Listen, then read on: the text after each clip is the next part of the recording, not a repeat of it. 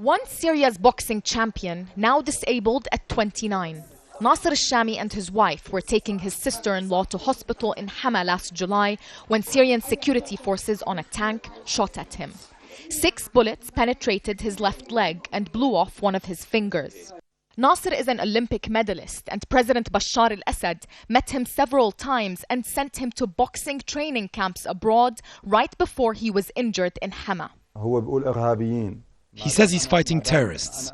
Since I'm a terrorist, why did he send me to training camps in China and Kazakhstan to represent Syria and raise its flag abroad? I tell Bashar, just be 1% of a man, get out and leave because your people don't want you. Nasser says his father was tortured and killed by former President Hafiz al-Assad's government in the 1982 Hama massacre. Abu Kinan Abu Zaid, an accountant, now without a functional right hand, after a sniper shot him while he filmed the protests in Dar'a. This is what's left of my fingers. I can't even feel them. No medical or physical therapy treatment is working. This was the only weapon I used. This was my weapon, Bashar al-Assad. Every man in this room has been injured in Syria's uprising, all bearing scars that they say will never heal. And all blame Russia and China for blocking a UN resolution that could have forced President Assad to step down. It's in poor neighborhoods like these that groups of injured Syrians live, sometimes all crammed in the same apartment.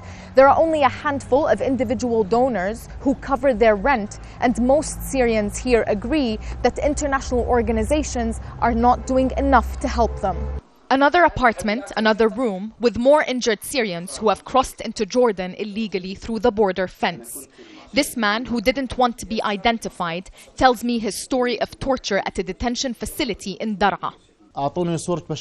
The officer gave me a poster of Bashar al-Assad and said, "Kneel down to your God Bashar."